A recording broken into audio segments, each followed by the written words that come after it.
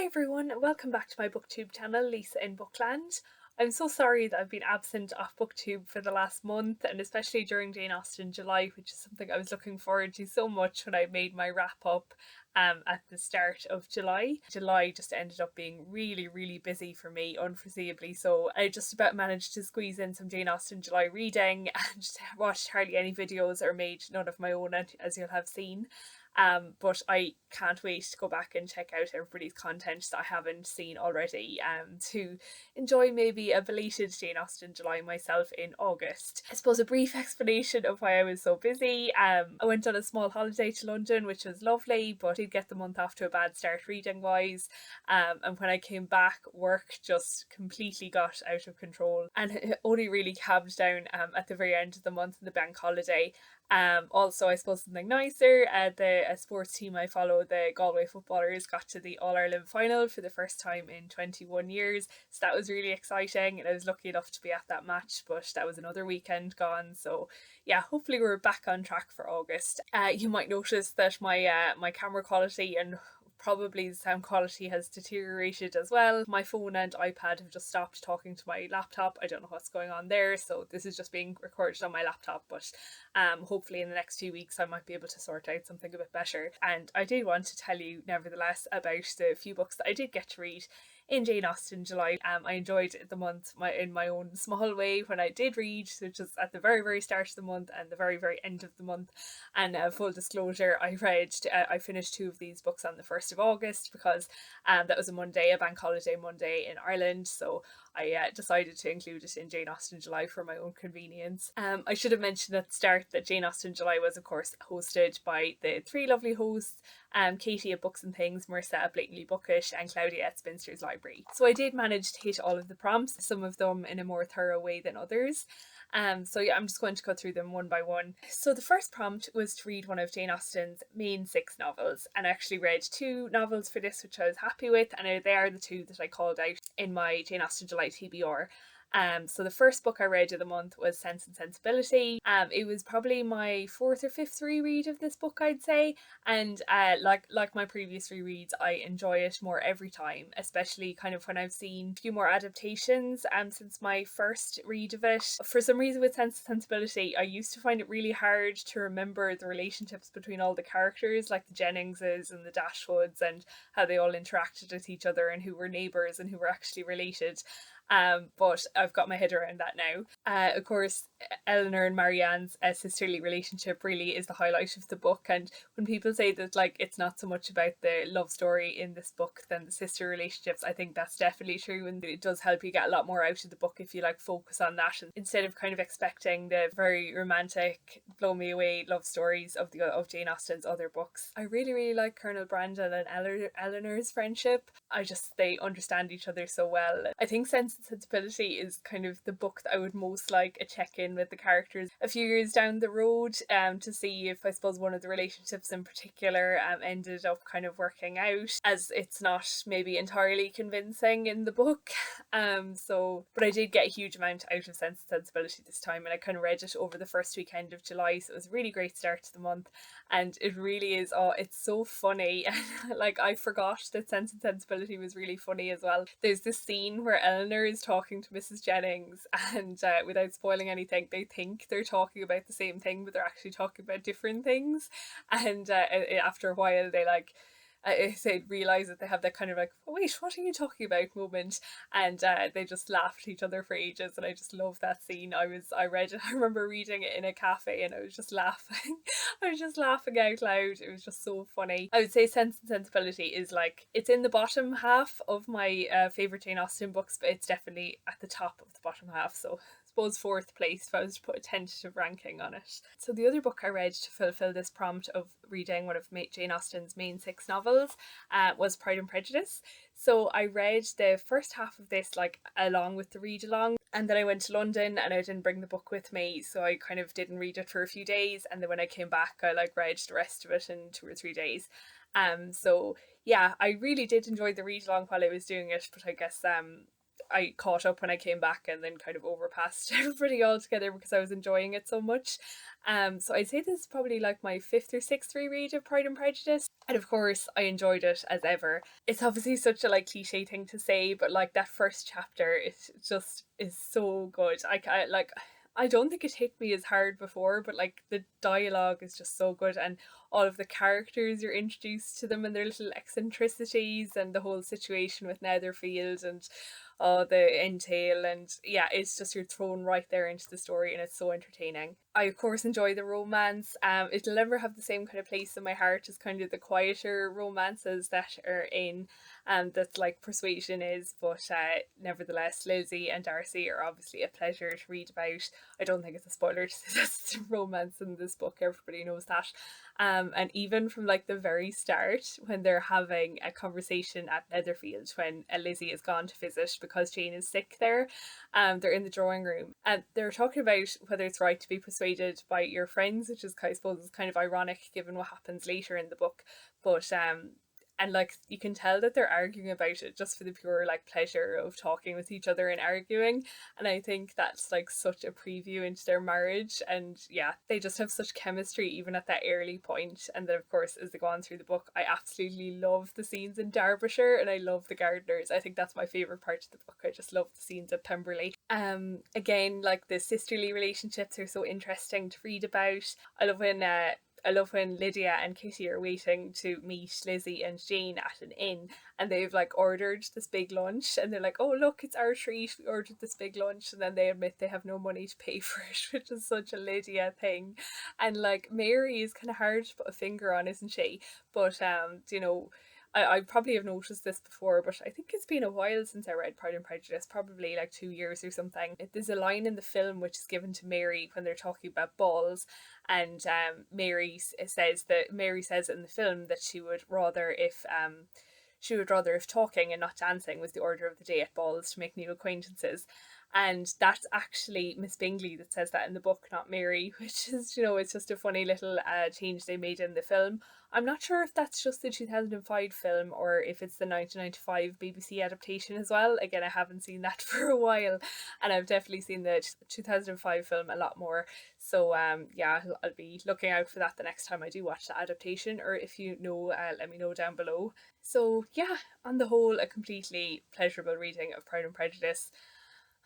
I'm never sure because I haven't read Emma in a while now. I'm never sure where this falls in my rankings, but I'd say it's probably like top three. Persuasion will always be king, but it's probably like it's between it and Emma really. So yeah, hard to know. Hard to know. I'll have to read Emma soon. But anyways, that's the two of Jane Austen's main six novels that I managed to read. The second prompt then was to read something by Jane Austen that wasn't one of her six novels, and again I went with the read along prompt for this, and that was Lady Susan, which I have in this edition that says Sanditon, but Lady Susan is kind of the first 60 pages of this book, this Penguin cloth-bound edition.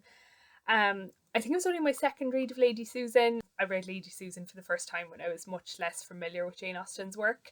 So obviously it's very interesting because it's epistolary instead of like prose. I love the way it was told, that kind of you know, it was all made of letters, but the letters didn't directly follow each other. Like you didn't see all of the letters or everybody's responses to everybody. So it was a little bit difficult, like sorting out in your head at the start again how all these people were connected. I obviously have an issue with remembering relationships for some reason. But yeah, I should have said at the start, and I probably didn't summarize the other two books, but everybody knows about those. Lady Susan is a little bit different in that it follows Lady Susan Vernon, who has recently been widowed, and she has kind of a daughter called Frederica, who's, I think she's about 16. Lady Susan is a thorough flirt. We don't really get much of an insight into what her relationship with her husband was like when he was alive, but definitely she didn't spend much time mourning him, and she's started other conquests, and at the start of the book she's kind of in trouble because she's after turning upside down a house that she was staying in by various romantic entanglements for her with the lady she was staying with's husband. with a daughter the house's romantic interest. Oh, it's chaos. It's really such a different novel, as you see kind of how like two-faced she is. Like she'll say one thing in one letter to somebody and then just contradict it immediately in a letter to somebody else. And I just love the end and how it all comes together. She's so mean to her poor daughter. Which is like, yeah, poor Frederica. So very entertaining book. I wouldn't say that I prefer it over any of Jane Austen's main novels, but it's definitely an interesting little read. Unfortunately, I didn't get around to reading Sanditon or the Watsons. So yeah, sure, you can read Jane Austen outside of Jane Austen July, so I will get to do that at some stage, even if it has to wait till next year, we'll see. So the next prompt was to read a non-fiction book about Jane Austen or her time. So what I'd planned to read for this was Jane Austen, A Life in Small Things by Paula Byrne. I ordered that from the library just before July and it still hasn't come in. But luckily I did have this on my shelves instead, and in the end I wouldn't have got to both of them anyways. But I read the wonderful The Time Traveller's Guide to Regency Britain. And before I go any further, in my Jane Austen July TBR, I said that there was Time Traveller's Guide to Victorian Britain, which there is not. So yeah, so don't go looking for that on my recommendation. I'm sure he'll write it soon. He already has several others. Medieval England, Elizabethan England, Restoration Britain, and Regency Britain. But yes, this is such a good non-fiction book. It covers such a like wide variety of topics, like every little thing that you can think of, from what to wear, traveling, where to stay, cleanliness, health and medicine, entertainment. And what I loved about this is it covers like all sectors of society. So it'll kind of take you through.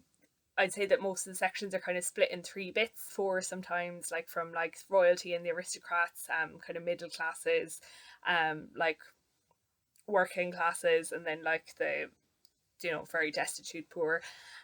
So he did a really good job of like capturing all those sectors of society as well as he could. It didn't go into too much detail in anything, so that really kept it engaging and like fast paced. And I did read this over the bank holiday weekend, and like it didn't feel like a slog at all. It is kind of written as a time traveler's guide, so it does guide you through Regency Britain, and you could like visualize it very well in your head, which is something that's not my particular talent. So he did really manage to do it well, and like there was kind of subtle comparisons with the present day and with like the Victorians or whatever when it suited it, which was really nice. There were kind of primary text sources in when it was appropriate, but not too many that you got bogged down in them. He really did capture like the conditions of the poor like horrifically well, and just like the death rates and the life expectancies were shocking to read from a 21st century perspective. I'd say I particularly enjoyed the section on hospitals. I can't imagine or I can't remember having come across a section like a particular section on hospitals in a previous nonfiction book. I'm probably just remembering wrong, but usually you hear about like the treatments the physicians and surgeons would give to their patients, but not kind of like the institutions that were set up at the time. So that was really interesting, and just kind of the foundation that Regency Britain gave for so many things in our time, like the agricultural revolution, the industrial revolution was kind of starting in 1830, like trains were on the way. Like I just love reading about and see like just the excesses, I suppose, are just ridiculous. Like I mean the Prince Regent, it really is like disgusting the things he got away with, and like even his obituary in the Times, which is quoted, like he declared the prince a more contemptible, cowardly, selfish, unfeeling dog does not exist.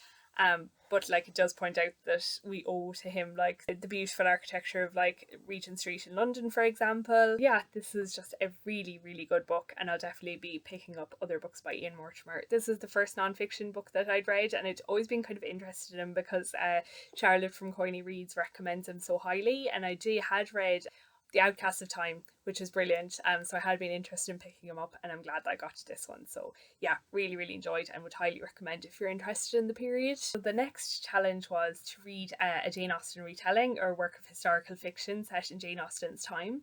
So I didn't actually manage to read a Jane Austen retelling in the end, which was disappointing. I did have one lined up, but I just didn't have time to do it. I did manage to read 3 works of historical fiction set during the time period, which sounds more impressive than it actually is, because one of them was a reread, and most of the historical fiction that I read is actually set in this period anyways. So I'll talk about the reread first, and that is Mauritius Command by Patrick O'Brian.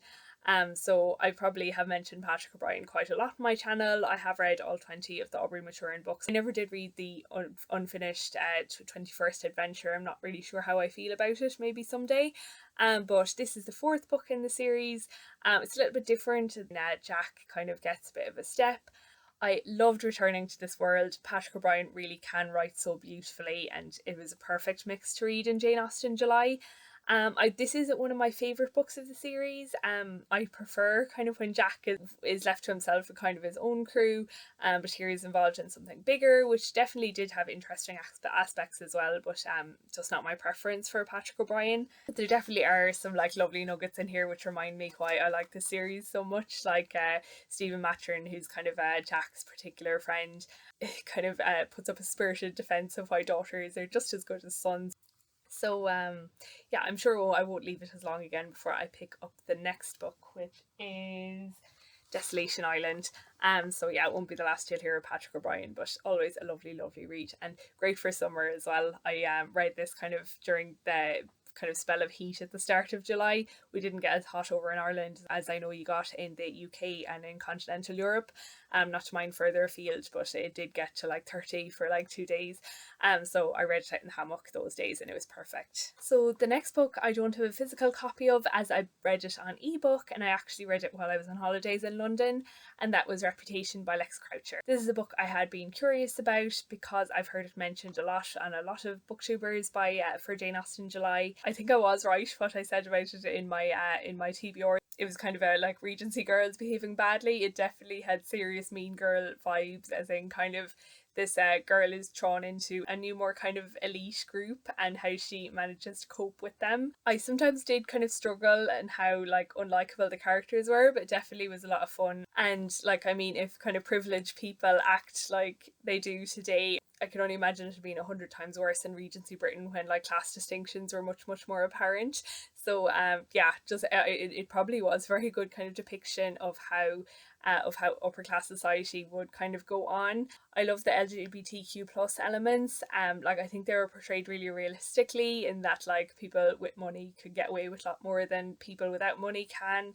And I suppose no more than I said about like the Prince Regent earlier, like the excesses of the period in the Regency are just so apparent and can be hard reading sometimes, but like that's just the way it was. There was a nice little romance in it. I didn't find it really convincing, but there was so much else that was probably a lot more interesting going on in the book that the romance wasn't the main like feature of it. But yeah, on the whole, I really enjoyed it. It was a really fresh take on this kind of historical fiction, and I know that Lex Croucher has brought another book out this month. I can't think of the name of it right now, but kind of set in a similar time period, but it does look like the characters might be a little bit nicer in that, so I'll be looking forward to picking that one up. So the next book I read for this prompt was one I had been meaning to read for a long time, and that's Miss Austen by Gill Hornby. Of course, this is another one that I've heard many people's Jane Austen July TBRs and wrap-ups and things. This kind of follows Cassandra, Jane Austen's sister, kind of in the year 1840, when Jane has been dead for like nearly 25 years, and Cassandra is visiting this house where she knows there's like a cache of Jane's letters to one of the ladies of the house, and she's trying to find them. So that's the like basis of the book. I will say that I didn't really find the like letters part as intriguing as everything else that was going on in the book. Like I loved all the fowls and their kind of interactions with each other. Isabella's little side story that she had going on, and the servant Dinah and Dinah's exploits at the end of the book were so funny. But yeah, really heartwarming book, and I always just love reading books about like middle-aged single women who are like happy. Obviously Cassandra has gone through hard things in her life. She doesn't have an awful lot of money. She has to be reliant on other people for to a certain extent for upkeep, like her brother Edward, who owns the cottage that she lives in. But you know, on the whole she's content, and it was just lovely to see that. And it is so interesting. The nature of the story kind of brings up Cassandra's past as well. Cassandra was engaged to a man called Tom Fowle, who unfortunately died before they could get married. And it's just really interesting to think of how Jane's life could have been different if Tom and Cassandra did get married. So yeah, it's just loads of food for thought. Again with this book, Jill Hornby has written a second book called Godmersham Park, which also is kind of connected to Jane Austen's family, so I'll definitely be picking up that as well.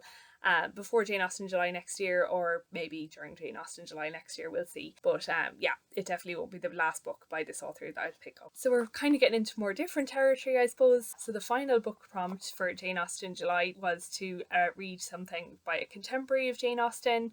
I had intended to read some Sir Walter Scott, but I was in a second-hand bookshop in Galway one day and I saw this book, which is a collection of Coleridge's work, Samuel Taylor Coleridge, which is a name that stuck out at me immediately because I knew he wrote The Rime of the Ancient Mariner.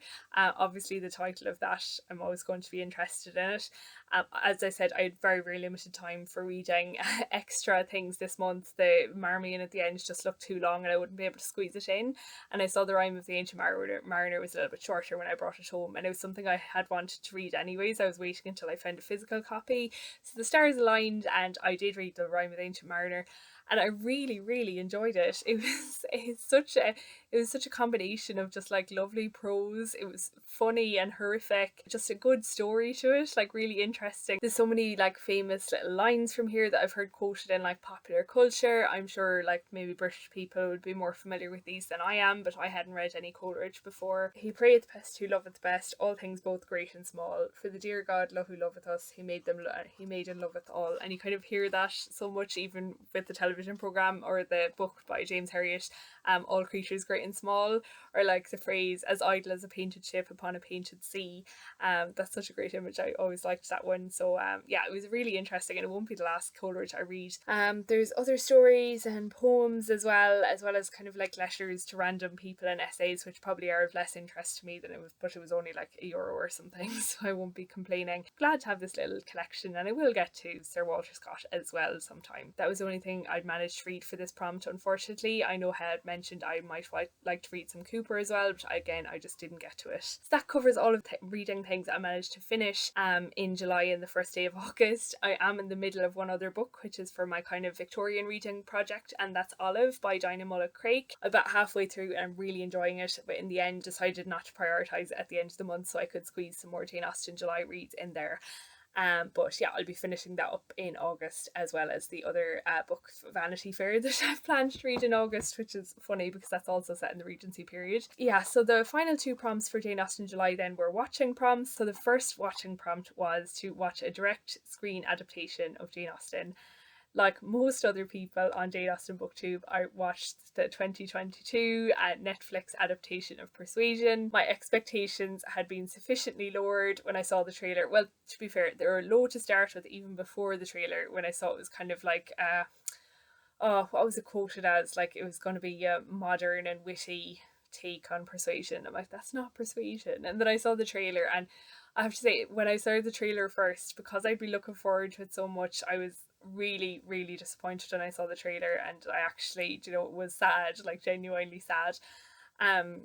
So I'd kind of gotten over that before I saw the film. So in the end, I just put on the film on the Friday evening that it came out and just sat through it. And to be honest, I found it quite boring, which is a dreadful thing to say about a film. I don't even know whether it should be a good film, like even being independent of Jane Austen. I just thought the humour was so awful, like the octopus scene. Who would say that at dinner? Like definitely not Anne Elliot, who is like unfailingly polite and proper at all times, regardless of what she's thinking. And she doesn't have like the mean thoughts either that she's kind of vouting in the film. Like in the book she's so caring to everybody, and like in the film she's just so mean, and like she's definitely like too caring and forgiving, but that's still her character. It's her character that she does that, and she's patient with everybody, and like she's there at the Musgroves and they're all telling their own problems, and she's sympathetic with them all, and somebody that people come to for advice and things, and just nobody come to her for advice in a film when she said that she often dreamt about getting her face sucked off by an octopus. I didn't actually mind the fourth wall, and I think that would have worked well if it was used properly. Like, she does do a lot of thinking in the book, and it would have to be handled very carefully. But if she was, thinking things that she wasn't saying out loud, but she's already being brash to people and like being a lot more extroverted than she is in the book, so like there's no need for her to be talking to the audience as well to relieve her feelings. She's already relieving her feelings on everybody around her. But yeah, like I think, and it was like the cardinal sin for me, and really it was in the trailer, so I was prepared for it, but I was kind of hoping the trailer was cut oddly or something. But one of my favorite scenes in Persuasion is when Captain Wentworth like comes upon Anne and Mary having breakfast unexpectedly. Anne and Captain Wentworth can barely look at each other. They're so tense, and there's no dialogue even like quoted, and it's all kind of reported through Anne, like, you know, a bow, a curtsy, like, you know, it's just, there's so much feeling in that scene. And then in the film, it's just like Anne making fun of Captain Wentworth with jam on her face, and like they start talking about how much hair they have or something. Oh god, it's just, yeah, it was disappointing overall. And yeah, I just can't even see myself rewatching it. Say like 2005 Pride and Prejudice, yeah, it isn't terribly true to the book. I love that film for its own merits, and I am able to do that. I am pretty good at splitting out between books and films if I have to. But yeah, it's just not a good film, and I can't ever see myself rewatching it, which is unfortunate. And I do wish they had made that film with Sarah Snook, because I think that would have been better. It definitely, the words witty weren't mentioned. It's a pity because, you know, there's a feeling when they've made an adaptation that nobody else will make an adaptation of that now for a few years. Like, you know, nobody will make an adaptation of Emma again for a while. Next it'll probably be the turn of, like, I don't know, Pride and Prejudice again.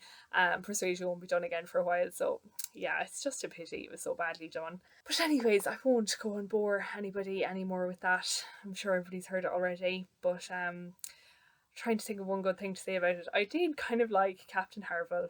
Yeah, I liked Captain Harville and his wife, even if they weren't living in a little house at the foot of the cob as they should have been and were living up in a cliff by themselves. But yeah, I did like their characters. They were very, very minor characters, so that's about as much as I can say about it. So the very last thing I'm going to talk about for Jane Austen July was to fulfill the last prompt, which was to watch a modern kind of retelling of a Jane Austen novel. And I watched the YouTube miniseries Emma Approved, and I only watched the first series. That was the reason I watched this, was to, so I would keep going to the second series, and I haven't done it yet. It was very enjoyable. I'll never like it as much as the Lizzie Bennet diaries, but I do think they got the characters quite well, and I like the way it translated to the kind of modern office setting. I haven't really got a huge amount more to say about it. Like, I don't have really strong feelings for Emma Approved, whereas I love the Lizzie Bennet diaries completely. So it was lovely one to watch an episode here and there when I was having a cup of tea or like having my breakfast or something. So yeah, it was great to fit into those little moments. So that's it. Again, I'm so sorry that I've been absent, especially from like watching people's videos, and I've seen people have been putting out such great ones, so I will be going back and watching them. So do let me know if you made anything special for Jane Austen July, so I can make sure that it's added to my watch later playlist. I should have got more of a rain on work, I think, this month. Thanks for listening, thanks for watching, and I'll see you next Thursday. I'll try my very best for my next booktube video.